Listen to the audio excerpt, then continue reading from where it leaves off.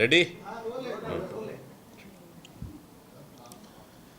कल मुख्यमंत्री जी ने कलेक्टर कॉन्फ्रेंस लिए और कलेक्टर कॉन्फ्रेंस पूरी तरह से औपचारिक मात्र रहा और लिखाया डायलॉग पढ़ रहे थे। कलेक्टरों से कहते नजर आए कि प्रदेश में अवैध रेत उत्खनन बंद क्यों नहीं हो रहा है। इसका मतलब जो हम लोग लगातार कहते आ रहे थे कि पूरे प्रदेश में अवैध रेत उत्खनन चल रहा है, रेत माफिया हावी है, सरकार के संरक्षण में अवैध रेत उत्खनन हो रहा है, इसको कल मुख्यमंत्री जी ने सही साबित किया है और पूरे प्रदेश में अवैध रेत उत्खनन जोरों पर चल रहा है। रेत माफिया हावी है, इसलिए कहीं पत्रकारों के साथ हमला तो कहीं तो गोलियां चल रही है, कहीं चाकू मारा जा रहा है। साथ ही मुख्यमंत्री जी कलेक्टरों से कहते रहे कि राजस्व मामलों के लंबित प्रकरण का निराकरण में चर्चा हुई, जो पूरे प्रदेश में लगभग 4 लाख से अधिक नामांकन बंटवारा, खाता दुरुस्तीकरण, फौज चढ़ाने के मामले लंबित हैं और किसान दर दर भटकने को मजबूर हो चुके हैं। और फिर से कलेक्टर लोग कहते हैं कि अभी धान खरीदी शुरू होने वाली है और कहीं भी गड़बड़ी हुआ तो कलेक्टर उसके जवाब दे हैं। अब मुख्यमंत्री जी से पूछना चाहते हैं, धान खरीदी का निर्णय सरकार का है, नीति सरकार बनाती है और बारदाने देना, परिवहन का व्यवस्था करना, मिलरों के साथ नीति बनाना, अनुबंध बनाना है तो सरकार का काम है। फिर कलेक्टरों को इस तरह से डराकर दबावपूर्ण इस तरह का दबाव बनाना, मैं समझता हूं कि ये सरकार अभी से ही एक नया बहाना शुरुआत कर दी है कि किसानों को कि धान 21 कुंटल न खरीदा जाए, उसके लिए कहीं ना कहीं बहाना बना रही है। साथ ही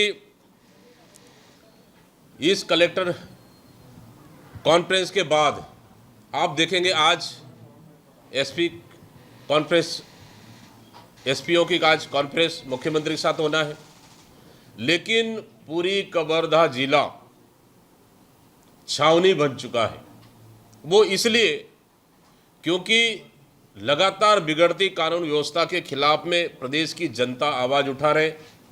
आज उसी तरह से कवर्धा जिला फिर एक बार वहां के कवर्धा के आदिवासियों ने सरकार और जिला प्रशासन के खिलाफ बिगुल फूंक दिया है और लगभग 25,000 से अधिक संख्या में आज बिगड़ती कानून व्यवस्था के खिलाफ में विरोध प्रदर्शन कर रहे हैं और वहां के आदिवासी युवती के साथ अनाचार और कई ऐसी घटनाएं जो उदाहरण दे दे कि सरकार, भारतीय जनता पार्टी के सरकार आम आदमी की सुरक्षा नहीं दे पा रही है, उसी का ये विरोध है। आप देखेंगे बलौदा बाजार कांड, कवर्धा लोहारीडीह घटना, बलरामपुर की घटना, सूरजपुर की घटना, ऐसे प्रदेश के कई जिलों में है जो सरकार की नाकामियों को लेकर लगातार आम जनता त्रस्त होकर सरकार के खिलाफ बिगुल फूंक दिया है। और आज एसपी कॉन्फ्रेंस और बिगड़ती कानून व्यवस्था के खिलाफ में गृह मंत्री के जिले में आज बड़ा प्रदर्शन, ये कहीं ना कहीं सरकार की विफलता को साबित करता है। तो निश्चित रूप से आज ये आदिवासियों के रहनुमा बताने वाले आज कवर्धा जिले में 25,000 से अधिक आदिवासी सरकार के खिलाफ एक बिगड़ती कानून व्यवस्था के खिलाफ में और सरकार के खिलाफ में बड़ा बिगुल फूंक दिया है। साथ ही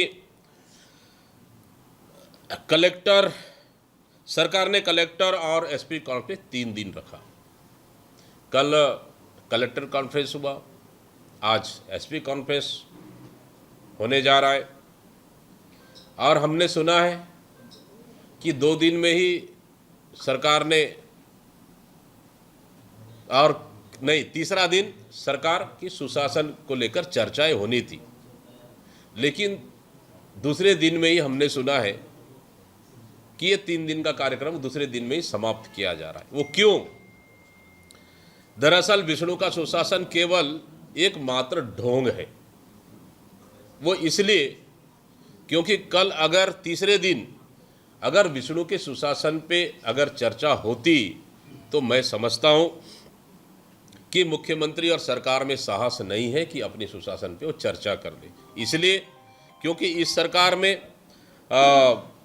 भ्रष्टाचार चरम पर है, बिगड़ती कानून व्यवस्था चरम पर है, लूट हत्या चोरी डकैती आम बात हो गई और कमीशनखोरी, प्रशासनिक अराजकतावाद पूरी चरम पर है। तो किस मुंह से मुख्यमंत्री जी अपनी सुशासन का ढोल पिटवाएंगे? कहीं न कहीं अपनी सुशासन का पोल न खुल जाए, इसलिए उन्होंने जो तीसरे दिन के सुशासन का समीक्षा होना था उसको इन्होंने, कि हमने सुना, स्थगित कर दिया।